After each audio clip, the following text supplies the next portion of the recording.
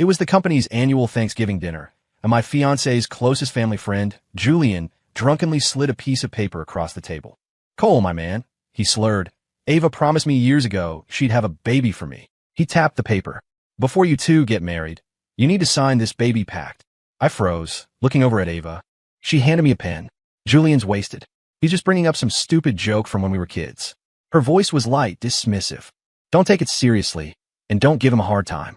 Just sign it so he'll drop it." Seeing her completely unconcerned expression, my stomach dropped. This marriage, I realized, was already over. I snatched the paper, tore it to shreds, balled it up, and threw it right in Julian's face. He flinched back as if he'd been burned. His eyes widened, his face flushing a deep, angry red. "Dude, what the hell is your problem?" Ava's brow instantly furrowed, her tone sharp and accusatory. "Cole, if you didn't want to sign it, fine. But did you have to humiliate him like that?" I fought down the rage building in my chest, my nails digging into my palms as I tried to keep my voice steady. "Humiliate him? Ava, tell me, who exactly is humiliating who right now?" My gaze swept over the uncomfortable faces of my colleagues at the table before landing back on Julian. In front of my entire company, he tells me to sign an agreement for him to have a child with my fiancée. What do you call that? Forcing me to publicly sanction my own cuckolding. Julian clutched his forehead and staggered dramatically. "It was a joke, man. Can't you take a joke?" he shouted, his voice thick with booze. "Everyone knows I've been messing with Ava like this since we were kids." As he spoke, he reached out to grab her arm. She gently brushed his hand away, but the indulgence in the gesture was unmistakable. Ava sighed and turned back to me, her eyes laced with impatience. "He's obviously drunk off his ass, Cole. Why are you stooping to his level? It's a worthless piece of paper, a dumb promise we made when we were teenagers. Who would actually take that seriously?" She even shot me a look of reproach, as if I were the one making a scene, ruining the festive mood. "A joke." I watched as she instinctively shifted her body to slightly shield Julian from me. My heart felt like it was being squeezed by a fistful of ice. "Ava, look me in the eye and tell me this is just a joke." From behind her, Julian mumbled, "Just a joke." "Ava, see? Cole is being so aggressive." He rubbed his eyes, feigning hurt, but the corner of his mouth twitched into a smirk he couldn't quite hide. Ava's frown deepened, her voice hardening. "What else would it be? Do you honestly think I'd agree to something so ridiculous? Can you just be mature for 1 second and stop being so possessive? It's Thanksgiving. Everyone's having a good time. Do you have to make things this awkward? You know he's always been a prankster." Staring at the way she protected him, I was suddenly overcome with a profound exhaustion. She wasn't wrong. Julian loved his pranks. I had learned that the hard way over the past year. The first time was at our engagement party. He'd stolen the diamond ring I was about to propose with. I'd torn the private dining room apart in a cold sweat, on the verge of calling the police, before he pulled it from behind a decorative vase, grinning. "Just messing with you, Cole. You're not mad, are you?" Everyone had laughed, and Ava had squeezed my hand, telling me Julian was just being mischievous and not to mind him. The second time was the night before I was to present a bid for a critical project. He'd snuck into my home office and used my work computer to send the client a greeting email riddled with typos, unprofessional slang, and emojis. The next morning, I was met with the client's icy questions and a nearly collapsed deal. When I figured out what happened, Ava stood in front of him, defending him.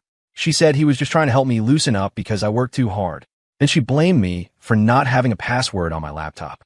The third time was a company retreat, hiking in the Hudson Valley. Julian volunteered to lead the way, but deliberately guided me off the main path onto a narrow, crumbling trail. As I was looking at the view, he shoved me hard from behind. I tumbled downward, my life saved only by a desperate, reflexive grip on an exposed tree root. My entire body dangled over a 100-foot drop. Julian stood at the edge of the cliff, his face not showing fear, but an intense, almost scientific curiosity as he watched me struggle between life and death.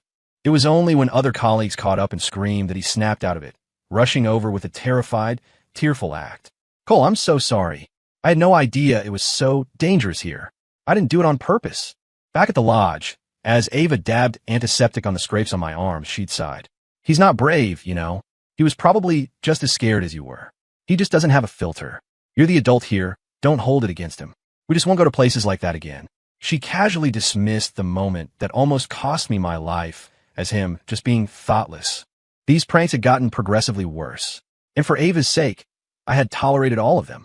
I thought my patience would earn me peace, her understanding, her support. I never imagined it would lead to this. The most absurd and insulting prank of all. I looked at Ava's impatient, blaming eyes, then at Julian, hiding behind her with a triumphant smirk he could no longer conceal. The fire that had been smoldering in my chest for so long finally burned away the last of my hesitation. Okay, it was just a prank, I said, my voice eerily calm, devoid of any emotion. Ava let out a sigh of relief, her own tone softening. Good. I'm glad you understand. My gaze shifted from her and locked onto Julian. But, Julian, I said, my voice dropping, my tolerance is not a welcome mat for you to wipe your feet on again and again. Everything you've done before now, I let it slide for Ava's sake. I wrote it off as a dog nipping at my heels. I paused. But from this moment on, the jokes are over. And one more thing. I don't want to see you in the office again. You're fired. Ava shot to her feet, the legs of her chair screeching against the floor. Cole, that's enough. Are you so pathetic you have to take it out on a drunk kid? Julian immediately tugged on her sleeve, his eyes red-rimmed as he whispered, Ava, don't. It's all my fault. I shouldn't have made that joke. Cole has every right to be angry. Don't blame him. The more he played the victim, the more pronounced the anger and sympathy on Ava's face became. She shook off his hand and pointed a finger directly at me. Cole, I want you to apologize to Julian. Right now, or you'll regret it. The entire room was silent. All my colleagues were staring at their plates. I looked her straight in the eye. I will never apologize. Fine, fine. Ava nodded, a cold sneer on her lips. You don't apologize, we break up. She grabbed Julian's wrist and stormed out. I didn't try to stop her. The door slammed shut behind them, the vibration rattling the silverware. The room remained silent, the only sound the low hum of the HVAC system. I slowly sat back down and took a sip from my glass. The water was cold. A few minutes later, someone quietly suggested it was time to leave. One by one, they got up, avoiding my eyes as they said their goodbyes. I just nodded, saying nothing. Outside the restaurant, I stood on the curb and lit a cigarette. Before I could finish it, my phone screen lit up. It was a text from Ava. You've disappointed me more than I can say. I didn't reply. I just put the phone back in my pocket, the screen dark. The next morning, I went to the office as usual. A letter of resignation was sitting on my desk. The head of HR came to see me, her tone cautious. Mr. Miller, about Julian Vance's departure. Process it according to procedure, I said without looking up. Around noon, Ava arrived. She walked straight into my office and closed the door. Cole, do you really have to be this cruel? I put down my pen and looked at her. So you still think this is all my fault, isn't it? Her voice rose. He's just a kid. He was drunk and talking nonsense. But you tore up the Pact, threw a fit in front of the entire company, and then threatened to fire him. Cole, he's like a brother to me. Did you ever once stop to think about how I feel? And did you ever think about how I feel? I shot back. From hiding the ring at our engagement party, to impersonating me in an email and almost destroying a major deal, to pushing me off a cliff on that hike. Every single time, you said it was just a prank, that he didn't know any better. Ava, I'm not a saint. I put up with him because of you, but I'm done putting up with him. She stared at me, stunned, as if she never expected me to bring up the past. Her tone softened slightly. That's all in the past. He really knows he was wrong this time. He was crying this morning, telling me how sorry he was. Whether he's really sorry or not, you know the truth better than anyone. I cut her off, but you chose to believe him anyway. And for that, I'm the one who's disappointed. What's that supposed to mean? It means that in your heart, he will always be more important than me. I turned back to my desk and picked up a file. As for breaking up, I agree. The engagement is off. She stood frozen in the middle of the room. You're serious? You were the one who suggested it, I said, looking up at her. I'm just respecting your choice. Fine. Off is off, she spat, her voice trembling with rage. Cole Miller, you'd better not live to regret this. She slammed the door on her way out. The picture frame on my desk still held a photo of Ava and me. I took it out, tore it in half, and dropped the pieces into the trash. As I was leaving work, her father called. Cole, what the hell is wrong with Ava? He boomed. She came home with her eyes swollen from crying. Did you do something to her? I said nothing. Let me tell you something, son. I have one daughter, and I've never let her suffer a moment of hardship in her entire life. What was it you promised me? You said you'd love her and protect her forever. Is this what you call love? His voice climbed higher. What did you do wrong, huh? So her personality is a little direct, her words a little harsh. You're a grown man. Can't you just let it go? Or do you just not love her at all? I hung up. As the screen went dark, the world was finally quiet. I didn't love her. The years I spent pursuing her, I gave her everything. She mentioned a craving for French pastries, and I had a Michelin-starred chef flown in from Paris on a private jet to make them for her. She said she loved looking at the ocean, so I bought 7 beachfront properties in one go, from the Hamptons to Malibu. When Julian graduated and couldn't find a job, all it took was one word from her, and I created a high-paying, low-responsibility management position for him in my company. When her family's company, Sterling Industries, had a cash flow crisis, I was the one who quietly pulled strings and leveraged my resources to help them through it. And I tolerated Julian challenging my sanity, even my life, again and again. Because I loved her. I thought my patience and devotion would be rewarded with her understanding and her heart. Instead, what I got was her, in front of my entire company, casually telling me to sign a pact allowing another man to have a child with her. Late that night, as I was tossing and turning, unable to sleep, a message came through from Ava's best friend. "Cole, this is bad. Ava is drunk. She won't stop crying and screaming your name. She's saying she's going to kill herself." My heart seized. Those 2 words, kill herself, still managed to strike my deepest nerve. After all these years, I couldn't gamble her life against my pride. Watch her. I'm on my way. I floored it, running several red lights on the way. When I burst into the karaoke lounge, I was hit by a wall of deafening music and laughter. The private room was bathed in colorful, flashing lights. Ava was sitting right in the center of the sofa, perfectly fine.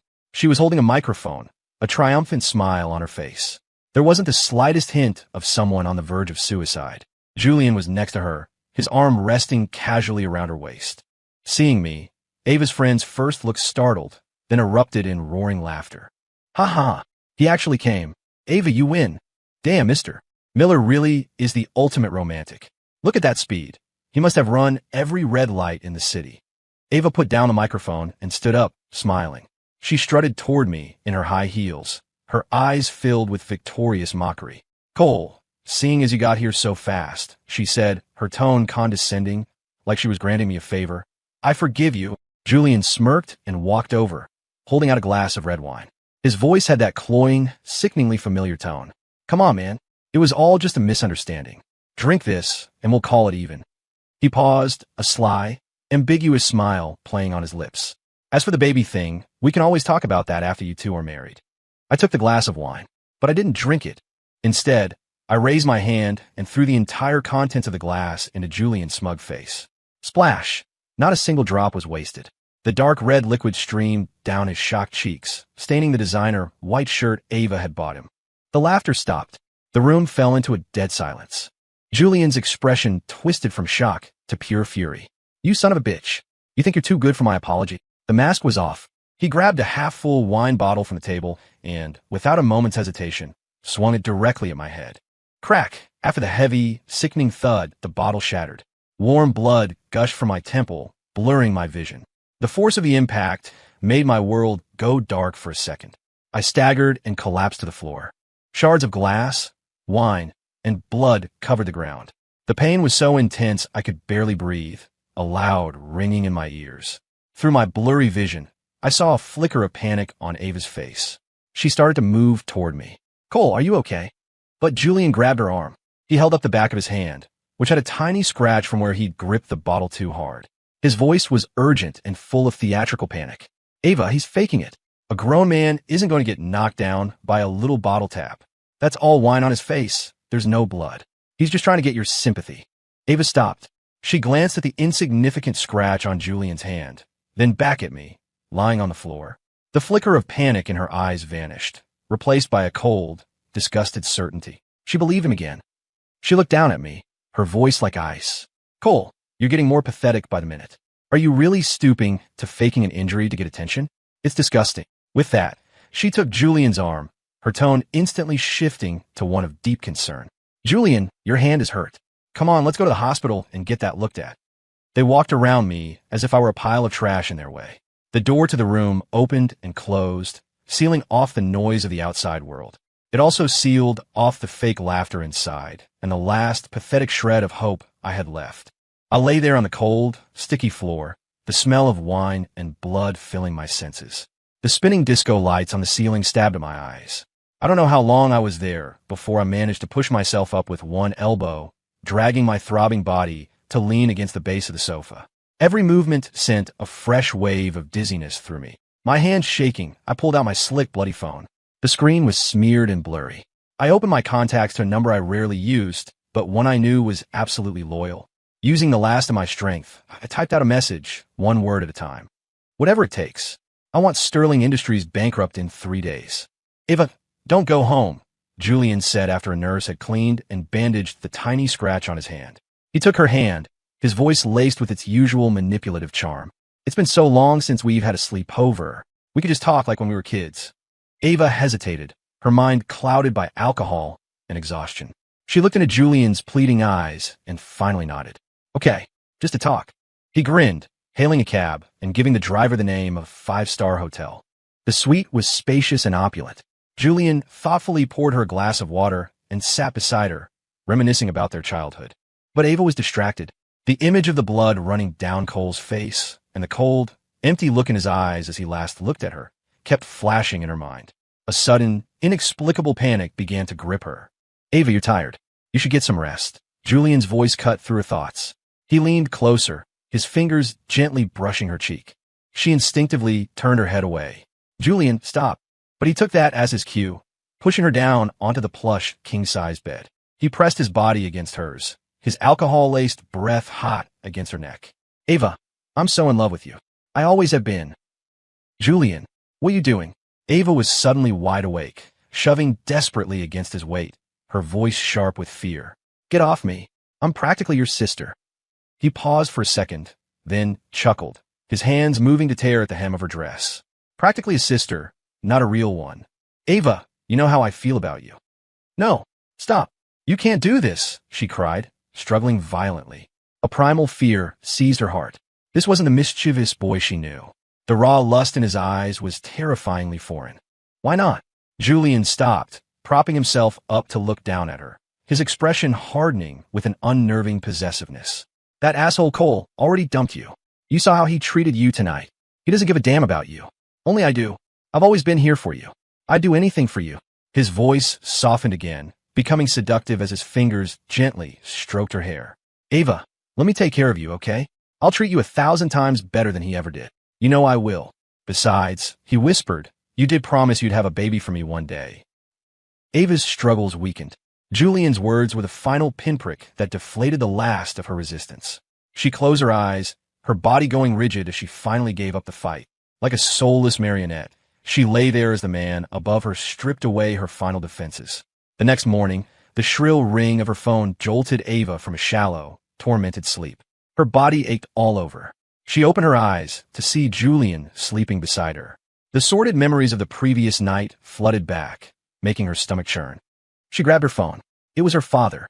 The moment she answered, his furious roar nearly shattered her eardrum. Ava, what in God's name did you do to Cole Miller? Our stock is in free fall. Ava shot upright, the duvet sliding off her body, revealing the angry red marks on her skin. She didn't even bother to cover herself, her heart clenching in a vice of pure terror.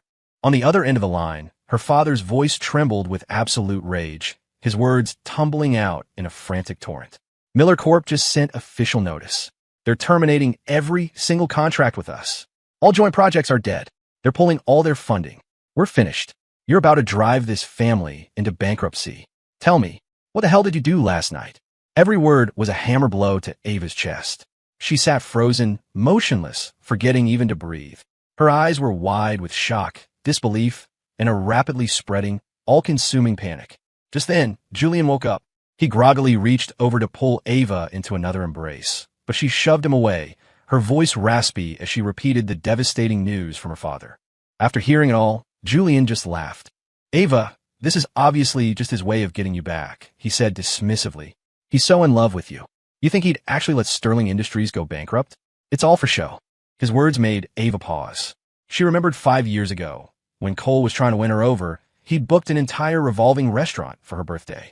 When she'd mentioned a craving for macarons from a specific century-old bakery in Paris, he'd had their pastry chef on a plane the very next day. If she said, I'm in a bad mood, he would immediately cancel a major board meeting to be with her. Even when Julian graduated with no prospects, all it took was one word from her, and Cole had created a cushy, high-paying job for him.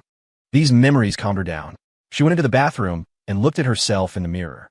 She suddenly recalled a time she'd been sick with a fever, and Cole had driven across 3 states overnight just to buy her soup from her favorite old-school deli.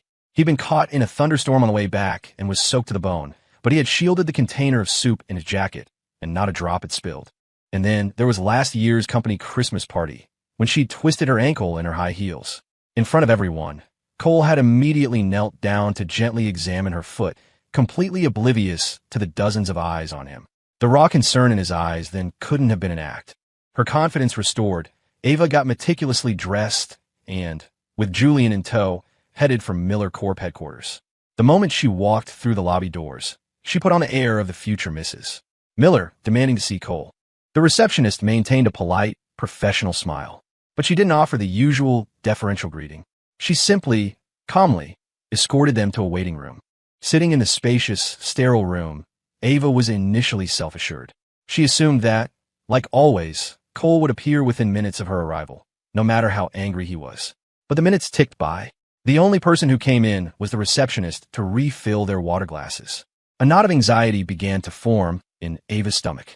Cole knew she was here. Why wasn't he coming? Could he really not care anymore? No, that was impossible. Every other time they'd fought, he had always been the one to give in. He couldn't stand to see her upset. Julian was pacing impatiently. Ava, he's left us sitting here for over an hour, he complained. What a complete asshole. Who does he think he is? Just because he's got money. His words pierced through Ava's carefully constructed composure. The panic intensified, a feeling of losing control taking hold. Cole had never, ever made her wait. She realized with a sickening jolt that what he said last night might not have been said in anger. The man she thought would always be there, waiting for her, might have actually walked away. The thought sent a chill through her that sank deep into her bones. She couldn't wait any longer. Ava shot to her feet and threw open the door. She had to see Cole right now. She had to make him understand how unreasonable he was being, make him take it all back. She was certain that the moment he saw her, everything would go back to normal. I was in the middle of a board meeting when the heavy wooden doors were thrown open. The project presentation ground to a halt. Every executive at the table turned to stare at the entrance. Ava stood there, her chest heaving, her face a mask of indignation. But when her eyes landed on the white bandage wrapped around my head and the dark, dried blood near my temple, she froze. Her mouth opened, but no sound came out. I gave her and Julian a flat, emotionless look, then raised a hand slightly. The security guards who had been trying to stop them immediately stood down and retreated silently. This meeting is adjourned. Everyone, back to work, I said, my voice calm and steady, betraying nothing. The executives quickly gathered their papers and filed out of the room, none of them giving Ava or Julian a second glance. They might as well have been invisible. Ava seemed momentarily stunned by the cold reception and the sight of my injury, but her ingrained sense of entitlement quickly took over. She took a deep breath, marched to the other side of the massive conference table, and slammed her hands down on its polished surface, leaning forward. Cole, what is the meaning of this? Why did you suddenly pull all our contracts? What is wrong with you? Her voice was shrill and accusatory. Do you have any idea what this would do to my family? I leaned back in my leather chair, my fingertips tapping lightly on the table. When I spoke, each word was deliberate and ice cold. Ava, I made myself perfectly clear yesterday. The engagement is off. Our company's partnership was based on that engagement. Therefore, the partnership is also off. Because of a joke? You're going to burn everything to the ground over a single joke. Ava's voice cracked with emotion, as if she were the victim of some great injustice. Julian was drunk. It was a stupid piece of paper. I told you it was a joke from when we were kids. How can you be so petty, so sensitive? A joke. I looked at her as if seeing a complete stranger. The wound on my head throbbed, a dull reminder of last night's humiliation and violence. I was suddenly too tired to argue anymore. I picked up my phone from the table, unlocked it, swiped a few times, and then slid it across the table toward her. Look at this, I said, my voice colder than I'd ever heard it. Look at this, and then tell me again that it was just a joke. Ava shot me a suspicious look, then picked up the phone with an impatient sigh. The next second, every trace of color drained from her face. Her eyes widened in horror, her pupils constricting as the phone began to tremble in her hand. Its light illuminated her ashen, deathly pale features. On the screen was Julian's Instagram profile. A new post from the early hours of the morning had a caption that was vulgar and boastful. After all these years, finally got my coming-of-age present from my big sis. Beneath the text were several carefully angled photos. A messy hotel bed, lingerie scattered on the floor. In one selfie, a shirtless Julian was grinning and giving a thumbs up to the camera. And on the pillow next to him, you could see the side of a sleeping woman's face, her hair splayed out, the telltale red marks of a rough night clearly visible on her neck and shoulder. No, that's impossible. Ava's lips trembled, the words barely a whisper. She snapped her head up, staring at Julian as if truly seeing him for the first time. Her eyes were filled with a toxic cocktail of shock, betrayal, and revulsion. Julian's face was white as a sheet. He lunged for the phone. Ava, let me explain. I wasn't thinking straight. I just photoshopped it as a joke. I didn't think he'd actually believe it. I'll delete it right now. Ava, though pale and trembling, still tried to brazen it out. Cole, you're overreacting. It's obviously fake. You know how Julian loves to mess with people. I didn't say a word. I just reached for my phone, tapped the screen a few times, and turned it back to face her. A crystal-clear security video began to play. The well-lit lobby of the hotel. Julian had his arm wrapped tightly around Ava's waist as they stumbled toward the elevator. He leaned in to kiss her neck, his other hand brazenly sliding under the collar of her dress. She didn't push him away. In fact, she leaned into him. The elevator doors opened, and they disappeared inside, locked in an embrace. The conference room was utterly silent. Ava stared at the screen, her face now completely bloodless. Do you need to see more? I asked, taking my phone back. My voice was terrifyingly calm. The hotel sheets, the contents of the trash can. I've had it all collected and sealed. It's ready to be sent for forensic analysis at any time. She swayed on her feet, grabbing the edge of the table to steady herself. Her knuckles were white, her face a mask of gray despair. Just then, the conference room doors burst open with a bang. Her father, flanked by her two older brothers, stormed in, their faces contorted with rage. His eyes scanned the room and immediately locked onto his pale, disheveled daughter. He strode forward and, with a powerful swing, slapped her hard across the face. Crack! The sound echoed in the silent room. You shameless, disgusting tramp. Her father's forehead vein bulged, his roar shaking the walls. You have dragged the Sterling name through the mud. A century of integrity, a spotless reputation, all destroyed by you. Ava stumbled back, clutching her rapidly swelling cheek, staring at her furious father in disbelief. Dad! No, it's not what you think. Let me explain. Explain? What is there to explain? Her older brother, Marcus, cut her off, his eyes like chips of ice. The entire city is already talking about the kind of daughter the Sterlings raised. Running off to a hotel with your goddamn pet project? How are we supposed to show our faces in public ever again? Her other brother, Leo, just shot her a look of pure disgust. He looked at her like she was something he'd scraped off his shoe. Mister. Sterling turned to me, his volcanic anger forcibly replaced by a desperate, pleading shame. Cole, this is all a terrible misunderstanding. It's Ava. She's young. She doesn't know any better. She was manipulated by that little bastard, Julian. We'll deal with her, I promise. As for the business between our companies, could we possibly? I held up a hand, cutting him off. Mr. Sterling. My voice wasn't loud, but it was clear enough for everyone in the room to hear. The notice of contract termination has been officially delivered. It is legally binding. As for your company's internal affairs, they are of no concern to me. Please handle them yourselves. I pressed the button on the conference phone. Security, please escort our guests out. The doors opened again, and several large security guards entered the room. Mr. Sterling's lips trembled, as if he wanted to say more, but after one look into my cold, unyielding eyes, his shoulders slumped in defeat. He shot Ava one last look of pure hatred and stormed out, his face ashen. Ava's brothers practically dragged her from the room.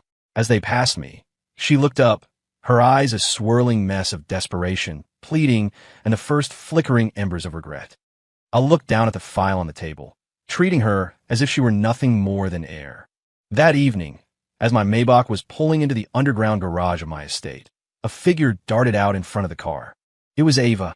She must have been waiting for a long time. Her hair was a mess from the wind, and her face was ghostly pale in the headlights. She stood with her arms spread wide, blocking the path. My driver, Frank, instinctively slammed on the brakes. He glanced at me in the rearview mirror, uncertain. Mr. Miller. I lowered the rear window. The cold night air, carrying the first chill of autumn, rushed in. Cole. Ava's voice was choked with sobs. Please, just let me talk to you. I'm begging you, just for a few minutes. I gave no sign, neither getting out nor telling Frank to drive on. Taking this as permission, She stumbled to the side of the car, her hands gripping the window frame like it was a life raft. Cole, I know I was wrong. I was so wrong. Tears streamed from her red-rimmed eyes. I was a fool. I was completely blind. I never should have trusted him over you. Please forgive me. Can we please start over? I stared silently ahead. She must have mistaken my silence for hesitation, because her grip tightened, her knuckles turning white. All those years we had together, have you forgotten all of it? All the good times, the happy memories, don't they count for anything? She began listing them, one after another, her words tumbling out in a rush, as if she were afraid I'd cut her off. Don't you remember my birthday? You booked that entire restaurant and hired an orchestra just because I mentioned I liked one song they played. I remember, I said, my voice perfectly flat. You spent the whole night complaining it was too quiet and said we should have gone to a club instead. She choked on her words for a second, then quickly tried again. What about the time I had a fever and you stayed up all night with me, changing the cold cloth on my forehead? I remember. The next morning, you told me I was useless because I couldn't even pour a glass of water correctly and kept waking you up. No, I was just. She searched for an explanation, but found none, so she pressed on. And that time you were on a business trip in Paris, and you flew back overnight, just because I said I missed you on the phone. I remember. The first thing you said when you saw me was to ask why I didn't bring back the Chanel bag you wanted. You said I never listened to you. Each of my responses was a cold, hard stone, shattering every beautiful memory she tried to build. The moment she held up as proof of our deep connection, I mercilessly exposed as evidence of her own selfishness and disregard. Her face slowly turned to ash, the light in her eyes dying out. Her hands lost their strength, sliding limply from the window frame. That's not how it was. It wasn't supposed to be like this. She shook her head, her gaze unfocused. You never used to be like this. You said you would love me forever. Why have you become so cruel? The moment you looked at me, with blood running down my face, and chose to take his hand, call me disgusting, and walk away. My gaze remained fixed on the wall in front of me, my voice unwavering. That's when we ended. I didn't look at her again. Frank, have security deal with this. Right away, Mr. Miller. Frank picked up the car's intercom and quietly called the security office. Within a minute, 2 uniformed guards came running. They apologized to me, then turned to Ava, their tone polite but firm. Ma'am, you need to leave the premises. You're blocking a resident's access. Cole, no, please, just give me one more chance. One last chance. My words seemed to snap her out of her stupor. She started screaming, fighting against the guards. I know I was wrong. I really know I was wrong. Please don't leave me. The guards didn't hesitate. One on each arm, they began to pull her away from the car. Her desperate cries and struggles echoed in the empty garage, growing fainter and more distant. I raised the window, shutting out her despairing form and all the noise. The car was silent again, save for the low purr of the engine. Drive, Frank. Yes, Mr. Miller. The car moved forward smoothly into the garage, without a moment's pause. The collapse of Sterling Industries was faster and more absolute than anyone could have predicted. I hadn't made a threat. I had given an order. Once the full, colossal power of Miller Corp was directed at a single target, the result was annihilation. Contracts vanished, assets were frozen, projects collapsed, and a steady, surgical stream of negative press sealed their fate. The company, which had been a hollow shell for years, didn't even last the 3 days. The night Sterling Industries officially declared bankruptcy, a storm of absolute despair and rage consumed the Sterling family. According to the police report, her father, having lost everything, directed all of his venom at Julian, blaming him for the ruin of their family. The argument quickly escalated into savage violence. Ava's 2 brothers threw the first punches, and her father joined in. And Ava, screaming, cursing, like a woman possessed, stabbed Julian over 30 times after he was already on the ground. The poisonous fruit they had so carefully nurtured, they ended up harvesting themselves in the most brutal way imaginable. Julian was pronounced dead at the scene. Mr. Sterling, his 2 sons, and Ava were all arrested. They were convicted of first-degree murder and sentenced to life in prison without the possibility of parole. Before her final transfer to a maximum security facility, Ava made one last request through her lawyer. She wanted to see me one more time. I agreed. The weather was beautiful that day. Sunlight streamed through the reinforced glass of the prison visiting room, casting bright but cold patches of light on the floor. I was wearing a perfectly tailored suit. Beside me was my new girlfriend, Sophia, a woman from a good family, with a gentle nature and eyes that held nothing but trust and love for me. Our fingers were intertwined, our posture relaxed and intimate. When they brought Ava in, she was wearing a standard prison jumpsuit. Her skin was sallow, her eyes hollow and empty, all of her former radiance gone. But the moment she saw me, a faint light flickered in those empty depths, like a drowning person spotting a piece of driftwood. Then her gaze fell on my hand, clasped in Sophia's. The tiny flicker of light was instantly extinguished, leaving behind nothing but utter devastation. "Cole, you." Her voice was a dry, raspy whisper. I looked at her, my expression neutral. It was like looking at a stranger you pass on the street. "You wanted to see me," I said, my voice as smooth and calm as a frozen lake.